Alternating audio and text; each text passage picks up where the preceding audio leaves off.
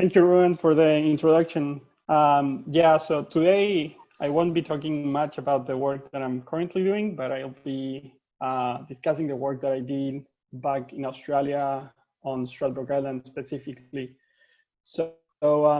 Yeah, so the whole idea is to how to integrate local conservation planning into the development of better conservation actions and how we can engage with the local community to actually include those preferences into our management proposals.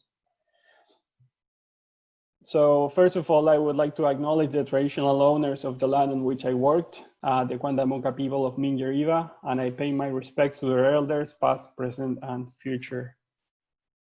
I'd like to start this talk with kind of the take-home message first. So first of all, always include local stakeholders when you're working in conservation. It's a key area that we fail very often to do. Go big or go home. Basically, this needs to secure funding before we're thinking about conservation, and then expect the unexpected. There are always things that are going to go wrong, and we just need to try to our best to prepare for it and have an alternative plan.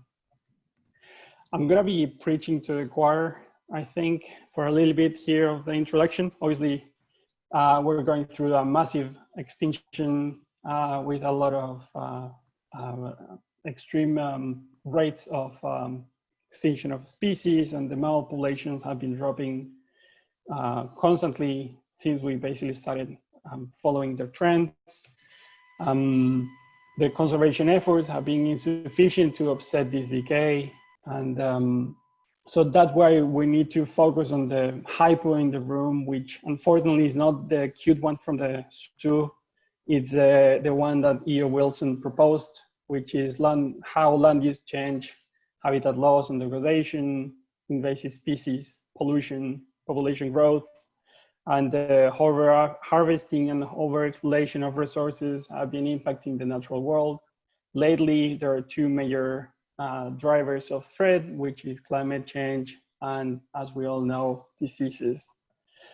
So I really like this table. Basically, it shows all the different threat categories by the IUCN. For me, what's very interesting is only one of them. It's a natural threat.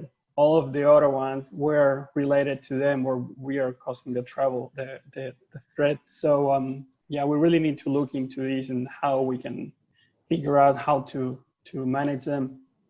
So obviously, what about Australia? Well, Australia, as you know, it's a mega diverse and endemic country. It has more species of vascular plants than 94% of the countries. It has more mammals than 93% of the countries, more birds than 79% of the countries, and more reptiles than any other country in the world. So obviously it makes it a very unique country. Unfortunately, the destruction and fragmentation of habitat had been driving one of the main threats to natural native fauna and flora in Australia, alongside feral invasive species. So basically, this is just a quick reminder of the major threats of these issues. And yeah, many people have been studying them. We know a lot about the impacts that the different species are having, the responses on how native species are declining. So I don't think we really need to go through it. So this one is for me, it was very interesting. I was doing my PhD. So it was the first mammal that was officially driven to extinction by human-driven climate change. So that was very heartbreaking. I remember seeing the news when the whole thing was confirmed.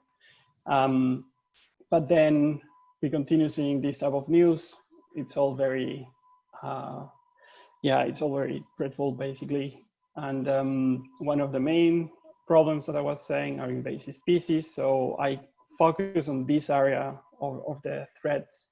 So the big problem with all of these is that we have a lot of threats all around the world, and we have limited resources. So that means that we need to prioritize where and how we use these funds to obtain the best outcome. And one of these places were islands. So islands host around 20% of the global biodiversity and only 5% of the world's land area. They have high endemism rates, and they have been identified as epicenters of biodiversity loss. So they contain around 61% of all species extinctions and 37% of the critically endangered species. So they're also highly impacted habitats on the planet. So this all makes it very interesting areas where we could conserve and protect a lot of the species that we're losing.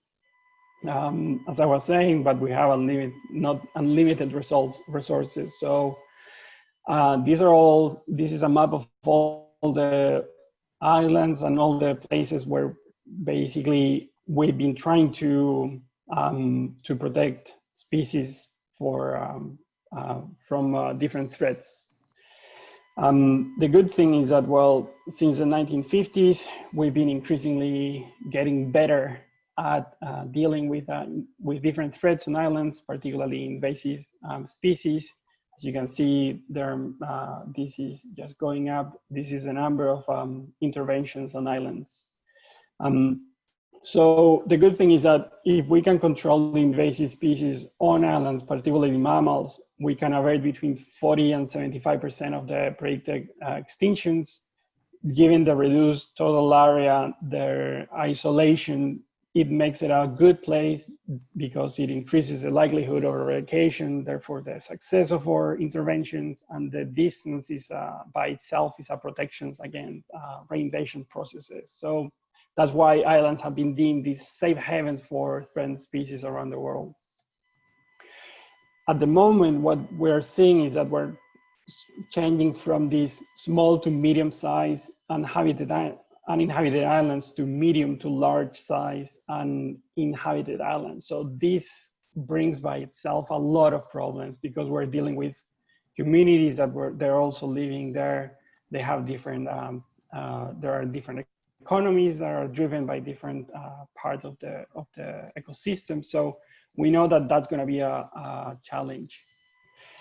Originally, and this is the old cycle, we have this top-down conservation approach where we have decisions made at a higher level, and then we're trying to bring down those interventions into a local level. The problem with this thing is that in many cases, we don't have a lot of local data. And a lot of these decisions are made by common sense, their personal experience. So this is just kind of not the hard data that we would like to have when we're dealing with threatened species that may disappear if we get it wrong. So this is why a lot of approaches are now trying to include this bottom-up conservation. What it means is that we go and engage with the local community, try to understand their preferences and their objectives, and try to include that into these conservation plans that go up and inform the international decisions on how to do conservation. Participatory approaches are not something new. They're widely used in different systems, such as agriculture, governance, planning, but we really need to, to differentiate it from the public involvement, which that one just means participation. It doesn't really mean that we're including the communities into our planning system. And obviously the goal of it is to enhance the quality of the project. So these are different, this is a table that I find very telling on what are the advantages and the risks of the participation approaches. In summary, we know that they increase the trust. They usually result in better designs. We have a better understanding of the local system. We have better integration of the different ideas. We have wider acceptance by the communities, and honestly, we have the empowerment of the communities by participating on these plans. Unfortunately, they're more expensive, they're time consuming, they can be very frustrating. You may raise some conflict between the stakeholders. Sometimes you can have a false representation if some of the groups are trying to mess with the participatory process, and you have power plays within the among the different groups. So these are things that we need to think about when we're trying to include and implement the participatory approach. So obviously this participatory thing has been widely recognized. It is part of the CBD, and one of them is that we need to integrate local traditional owners and local cultures, because in the end, what it means is that we need to integrate everybody who may be potentially affected or is just interested on the work that is being done in that area. So that's the definition basically of inclusion for the participatory approach. So we know that these are complex. Conservation in general is a complex thing. There are very different scales, there are different actors, you have different interactions, not only between people, but also between species. It's a multidimensional issue. You have socio-political aspects, the economical dimension, and the environmental threats. That brings a lot of uncertainty. So that means that we're gonna have management dilemmas. We're really not gonna be 100% certain of what's the best action or what's the best path to follow. So considering what we've been talking, this stakeholder participation and the benefits that I've been describing, this can bring and sustain some of the areas that bring us the uncertainty to the plans by having the transparency and the flexibility of this approach brings basically. So I just wanted to, well, this is going to be pretty obvious for many of you considering that you're there. Basically, this is just to show the differences in approaches for management. So the traditional management is kind of linear. There's no adaptive learning. There's no reassessment process. Then we have the passive adaptive management, which at the end just kind of recaps what happened in the overall plan. And the active adaptive management, what it means is that we have several learning processes that are happening even in a parallel way during the development, implementation, and obviously the assessment stage. So that's the thing that for me is very important to keep in mind, that we need to include those learning processes and we need to account for them when we are developing the long-term actions. So I'm gonna talk a little bit about my case study. So we work on Minjerribah, or North Stradbroke Island. Unfortunately, one of the main threats that have been described to the island are threatened species, invasive species. Feral cats and red foxes are present there. They, as you may know, they're threatening processes in Australia. They have a wide array of impacts, direct and indirect, on native and culturally valued species. So on Stradbroke, many of the terrestrial species were being impacted, and are being impacted by these two. So their populations have been declining. Unfortunately, there's not a lot of monitoring. So we only know about a few of them, particularly koalas, bandicoots, and other small mammals. Obviously, there's a great community that surveys birds on that area. So we have a lot of data from that area. So Minjerribah is, as you may know, it's a Ramsar site. It's very close to Brisbane. It's only an hour and a half away from it in the northeast coast. It's a medium to small size island with 285 square kilometers. 50% of the island is a protected area. They're planning to make it up to 90% in the next few years. We have the different actors in the community. The private sector, well, when I was there, mining company was there as well. The government agencies, you have the federal government and the local government working on that island, and many academics. There are many groups working in different aspects of doing research. And we have the different interactions among the multiple actors that I described and the species. Obviously, we have a lot of these environmental problems. A lot of it comes from the impacts of invasive species. And at the same time, up to a few years ago, it was the deforestation caused by mining. So as I was saying, this is a very complex and multidimensional area. And that's exactly what we're looking for, having these complexities and the different actors engaging in conservation. The culture of the island, Cuandamuca people have been there for more than 20,000 years. It's been isolated from mainland for around 8,000 years.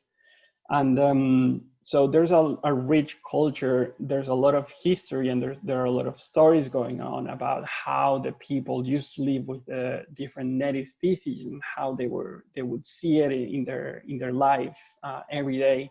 So that was very important for me to have that cultural sense of the island. As I was saying, mining started on the island in 1949.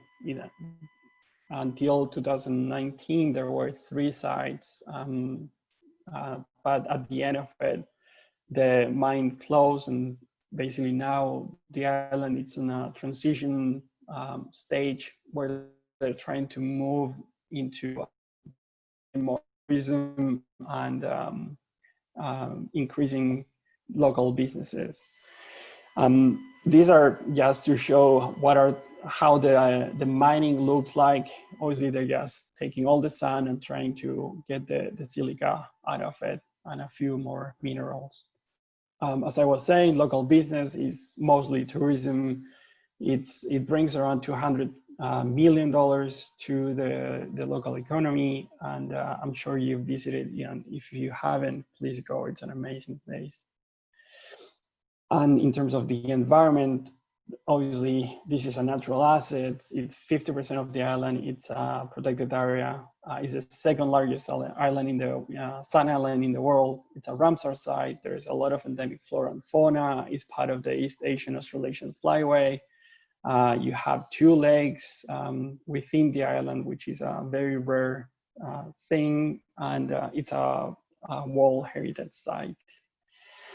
So, as I was saying, there's this complexity. The island itself is one of the top 50 offshore islands that have been described as a priority for protection, and is one of the 10 that had been identified as a priority to deal with invasive species in Australia. So this work was actually pushed as well with the support of threatened species Recovery Hub, and Salid Karg was leading the island project. So these are all the background basically of how we went from this major global threat, and then we're moving on to the local community and how we can better include them. So when we started working with the people, basically this was the approach. They just wanted to kill foxes and feral cats. That's it. That's the end goal. That's the objective. But that cannot be by itself the objective. Our objective is to protect threatened and culturally valued species. So we need to move from this classic kill for the kill plan to deal with invasive species into a more holistic approach where we can include different aspects of the issue. So this was a 3-year project. I'm gonna actually make it as a timeline, because this was every one of the projects were connected. So I'm gonna start with how we actually went with the stakeholder engagement and how to include them into a participatory approach to develop invasive species management plans. So this was a 5-stage approach. First of all, we started contacting the local stakeholders. We had one-on-one meetings. We engaged in the group meetings that they were having.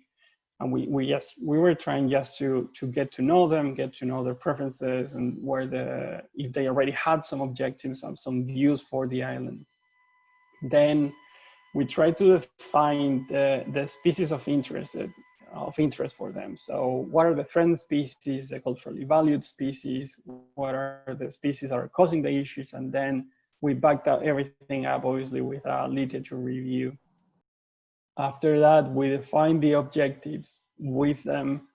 And obviously that means having constraints and indicators that are gonna be implemented throughout the plan to then define different scenarios for management. So we co-developed that as well with the local community and local managers. So we defined actions that were okayed by the local community, a time frame for them, something that is acceptable, and cost, which is something very important, especially when we're working with community groups that don't have a lot of funding. So how we can basically have a big pile and integration of the different groups working in the same area to chip in basically into these plans. Finally, we did a cost-benefit analysis to define and try to understand which was the most cost-effective actions. We use INFFER, and then that was our proposed management plan. After that, obviously, this whole cycle can be reassessed as new information comes up. So as you can see, this is very kind of framed as the active management that I was talking about a few minutes ago. So to define the basis of it, we work with the community, with the Parks and Wildlife Service and the Redland City Council. We went through the PBC Act, then we endemicity studies, wetland status, and tried to understand all of these species. Obviously, we also use IUCN data to define these different terrestrial species, terrestrial vertebrate species. At the same time, we engage with local community to try to understand which were the culturally valued species, if there were any history with them, any connections, and they were not included in the threatened species list. And then obviously invasive species, they came up as the major threat for many of them. So that's why we focus our energy into dealing with these two species in particular. We define the objectives in a SMART approach, being specific, measurable, achievable, realistic, and timely. So basically, these are the conditions that we wanted. We didn't want to have, we want less foxes. We wanted, okay, the population of foxes, what's gonna be the end objective for it? What's gonna be the population size at the end of the plan, and so on? And what's the time frame that we're working on? To define the different scenarios, we did a lot of meetings with the local community, trying to understand what was acceptable, what wasn't for them. They were very open because they knew the different management alternatives that exist for invasive species. So in that sense, they were very informed since we started. There was just a few minor tweaks along the way. In general, we developed 6 management scenarios, 3 that are targeting red foxes, 3 that target feral cats and red foxes. And basically, you can group it by the level of investment. We define it as a low, medium, and high level of investment, just to summarize the whole, all the actions and the different things that were going to be included into the different scenarios.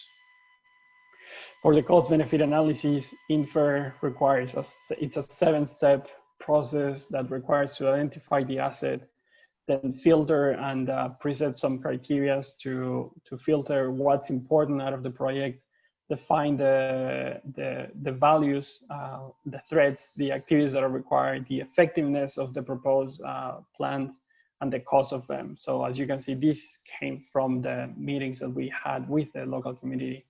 Then we select the priority projects, we develop an investment plan, and implement the projects in the end with a follow-up of monitoring evaluation, obviously under the active management approach. So this is how it looks. It's a very straightforward equation with all the things that we need, the social political risk and so on. So how we get all of this data, because in a meeting you can have these power plays that I was telling you about. So to avoid that, we did a needs survey. Following all of the meetings that we had, we sent out a survey with 15 questions where we tried to assess the perception of the different stakeholders to get the feasibility, the impacts, and the expected benefits coming from the 6 management plans. Just as a group description, around 50% of the respondents work for the government, and the rest is between community groups, NGOs, and private organizations. Private organizations for us was very kind of easy to understand where it was coming from because there were local businesses and mining. The good thing is that most of the people, more than 80% of the people, they've been working on this for more than 5 years, which is that allows them to have a fairly good understanding of the local culture, of the local conditions, and the local threats as well. And it's very interesting for me that when it comes to regular knowledge, it's very spread out, despite the fact that, yeah, knowing them, I know that their knowledge is it's very high. But I think that's just an issue of how we perceive our own knowledge. So in terms of the asset significance, this is a very hard question. And this graph is very weird, but the only thing that I want to show is that the perceived significance can change a lot depending on who you ask. So this is just to show that it can be very high or it can be very low. It really depends on the connection and your personal perception of the asset. So after following this approach, we came out with the benefit cost ratio. This is the INFFER result. So basically what it says is that people preferred, in terms of management, their preferred ranking was the only Fox management. And that was very consistent with what we had during the meetings. They really wanted to target foxes and get rid of foxes as soon as possible. Second of that was the joint management of feral cats and foxes. And this can be mostly explained by the impacts of the work. They're fairly consistent. The social and political risk is very low, but the lag time was very important. So these two, so basically lag time and impacts of the work, are driving these preferences towards those two. As I was saying, this is just to show the same thing. Because of the different asset perception, we needed to do sensitivity analysis to understand what was the thing that was driving these preferences, that were driving the preferences. So obviously, as I was saying, social political risk, it's fairly consistent. So why did we use INFFER? Well, it's unbiased. It's provide transparent assumptions. You need to put them into the analysis so everybody knows about them. You deal with data availability, that it's openly available. It's very specific for environmental and natural resources. It uses a smart approach, which is the way to define the objectives. It's easy to use. It doesn't require a lot of technical knowledge, so it's very transferable. It provides the integration of local knowledge that we're looking for and the consistency that we needed for a long-term plan. Unfortunately, we can have this misrepresentation of certain aspects, such as the overestimation of the asset value, the impacts of the work, which is because we don't have a lot of information about the action and how they actually work in different contexts. And the cost of labor, in many cases, not included by local agencies. So that's actually something that we struggle with. Luckily, we managed to deal with it fine. So in terms of the management recommendations, we wanted to empower the community by including them. You have a higher engagement and obviously a higher success rate. Cost benefit analysis includes the uncertainty and the probability of success, as well as the probability of failure. So that gives you an action portfolio. You have a clear idea of what you're dealing with. And the dynamic approach gives you a plan flexibility. So we publish these in People and Nature. If you want, just shoot me an email, I can send you the publication.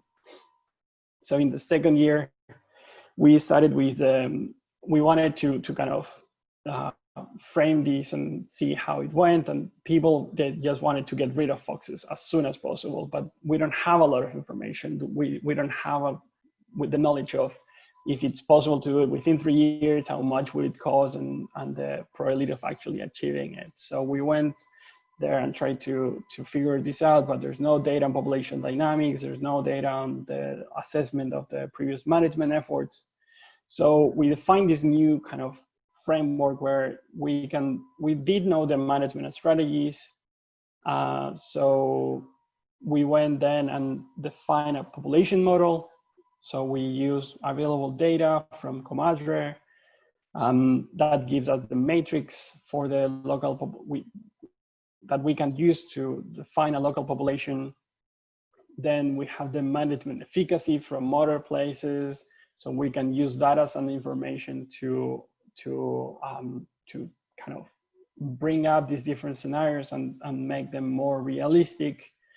And then we can model the management effects that this could have on the population. So basically, these are just different actions that we included, which are trapping, hunting, baiting, and then search under different seasons. That becomes a formula, and then we integrate everything, and we can provide the management recommendations for the local stakeholders. And this can be repeated as many times as you wish, depending on new information that you can get your hands on, basically. So this is just the management simulations. We started with a central line of the initial population size, which was around 2,000 foxes. We wanted to know how long would it take until if you ever reach the 95% of reduction, and then if and when you would have, how long it will take to go back to the initial population sizes, if ever. So for that, we also did a cost-benefit analysis. We measure the cost effectiveness and the present value to get the cost of them, and that gives us a ranking. So obviously for us, the most effective, it was also the most expensive, but this is just driven by the target of 3 years. So we found that the higher investment scenario was the best performance strategy to achieve the reduction within the management window that was defined by the stakeholders, which is 3 years. Then the medium investment scenario that also managed to reduce the population, but not at the levels required to be consistent in the long term, and the low investment scenario, which was the one that was being implemented for many years on the island, proved to have very little to no effects on the fox population. So obviously, all 3 management scenarios reduce the populations, but it really depends on your objective. If you want to eradicate these species, you cannot do a low level of investment because you won't get it. You won't achieve your objective, basically. At the same time, modeling approaches can be very useful to inform the land managers to see and to actually have a feeling of what could happen before long-term economic commitment. And obviously, this is just a more technical one, which is the local information on density-dependent effects, and the numerical responses is needed for more effective in conservation. So this is just to come back on the adaptive management, that we need to have these learning processes included into our plan.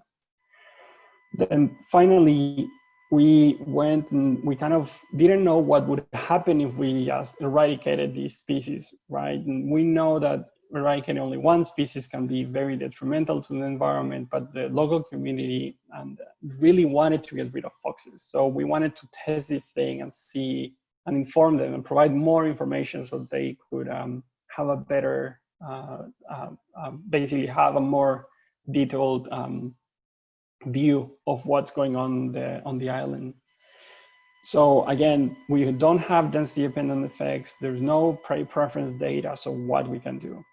So we went back to the whiteboard. We know that we have our management strategies. We have a sense of the possible ecosystem effects, but unfortunately, there's no information on the interactions on the between the different species, the strengths of these interactions, or any kind of preference.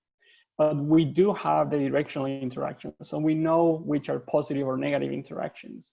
So that that information can be used for a fuzzy cognitive map. So what are these? These are just, these are conservation tools. This is a model that works for scarce data conditions, which is exactly what we had on the island. So basically a lot of management uncertainty and ecosystem uncertainty in terms of the ecological interactions. We also had local knowledge. So we follow up with our local stakeholders. We did a series of workshops where we tried to define all these interactions, these directions and threats, identify the network components, which are the different species, the connection between the species, and the certainty of the interactions. So basically all the characteristics of these interactions between different species. That led us to have these beautiful drawings that basically I just wanted to show you. These are the results of the workshops. So then once we have these things, so we have the island network, the terrestrial network, we send it out to have an external review process where people were actually reviewing all the interactions and the strength and the species and grouping that we did to then have a functional island network. So that allows us to have a fuzzy cognitive analysis. So for that, we have the directional predator-prey interactions with positive and negative effects. We then randomize 100,000 times these interactions by maintaining the initial network structure. And then we model the new ensemble of species, including the uncertainty and the interaction strength between them. So that led us to have 16 different response nodes. And we then tested the only fox removal and the combined management of foxes and cats. So this is the result network. We have the different conditions. The red ones are invasive species, and the other ones are functional groups or species. The functional groups are groups of species that have and share the same characteristics of the threat that it's being that they're facing from invasive species. So then we wanted to get the results, and these results are basically the analysis is done with a tendency and the confidence of the new interactions. So you have a positive tendency, negative tendency if the if it's significantly or is not, and sometimes you have a mixed response or no response at all. So in terms of the tendency, this is what we get, this is the result. And what is important to me is that under the fox only removal, we have a tendency for positive response for 8 species, but the significance is pretty scattered. But then for the combined approach, we have less positive tendency, so there's only 5, but the significance is way higher. So there's 8 species on this. So this is what we were wanting. This is what we were looking for. This is a thing that we wanted to grasp from the network. Then this is just to show that the frequencies that we were talking about when we're dealing with these. The large terrestrial mammals, which are the local, local large terrestrial mammals, they're going to increase. They're very likely to increase under both strategies. They are the only species that have that response. Then monitors would actually have a likely response when there's red fox removal. So that has issues by itself, as monitors have been proven to have higher impacts in some cases than foxes when there's no predator, basically, but that's another question. And then obviously the wild dogs that are present on the island wouldn't have a response under no of the management actions. So for this, we then informed the local decision makers, and we gave them more recommendations. That is like basically single species management programs offer result on unintended consequences. This is consistent with the mesotheriator suppression. that has been found in many other places where they've been only trying to eradicate one species at a time, where there are more than, when there's a group of invasive species on the island.